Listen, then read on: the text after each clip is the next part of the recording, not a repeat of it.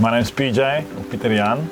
I recently joined the lift team beginning of February, and we are sitting in a bus that we didn't have more than a week ago. But I want to share the story about this bus, which is really cool how God just in the day-to-day, God is also in that. And it's so cool to see how He provides here at Live and how God is just at work in the day-to-day. Some might know, but we had 2 vehicles hijacked in the past 3 to 4 months, which is obviously a massive challenge. We rely on our vehicles to take the kids around, and there's a lot that happens. We need to pick up stuff, mums need to go places, kids need to go places, the school has trips.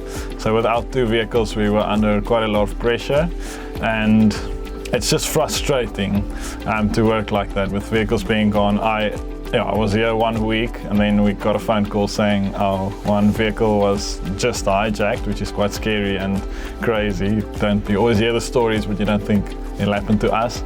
We had a meeting with Carita, and she just also really frustrated, just said that guys, we really need to trust God, and she feels like we need to trust God for a 22-seater bus for the village, because a 22-seater isn't something that's maybe stolen that regularly. While we were speaking, as Carita sharing this, one of my friends, just his name come into my head, and I'm like, I need to find this guy because I have a big transport company, and I know in last year he chatted to me before I even knew I was coming to Live. He chatted to me and said, but he really wants to partner with Live in a way, and they want to partner with an organization that they know loves God and that will use the money wisely.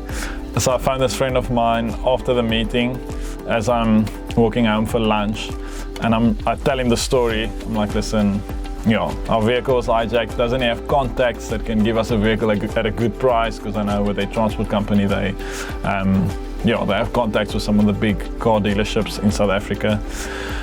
And he's like, he'll find out, he'll chat to some guys, and then he'll maybe phone me the next day to see if something like that's possible. So I don't think much of it. We have lunch. I get a phone call from this guy 10 minutes later, and he's like, chances are good that we can get you a bus, and it'll be here in a week's time. And that's like 30 minutes, 40 minutes after our discussion about the vehicle that was stolen, which is just like, it's too strange to be a coincidence.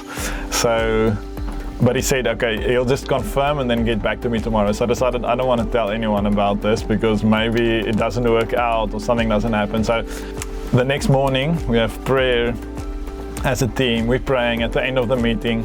So somewhere in between I feel my phone's vibrating, but I just leave it. We continue in prayer, and at the end of the prayer, Jono leads us and he says, guys, we really need to trust God. Let's ask God for a 22-seater bus for the village.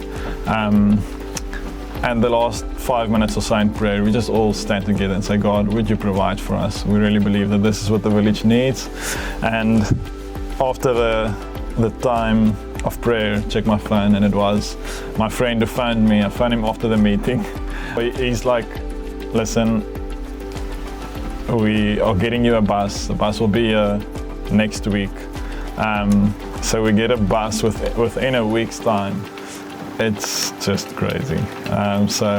Just such a cool story of how God works in crazy ways. Something to remember. To me, it's also just so encouraging. I was at Live for like a week. It's a big change in our lives. There's a lot happening, and then this happens, and like I didn't really do anything in this. I was just a part of the story. But it's just encouraging how God also used that to encourage us to be like, listen, you're not here by chance. He put you where you need to be. So, just encouraged me. It's something that I can always hold on to remember how God, how He works, and that we're supposed to be here.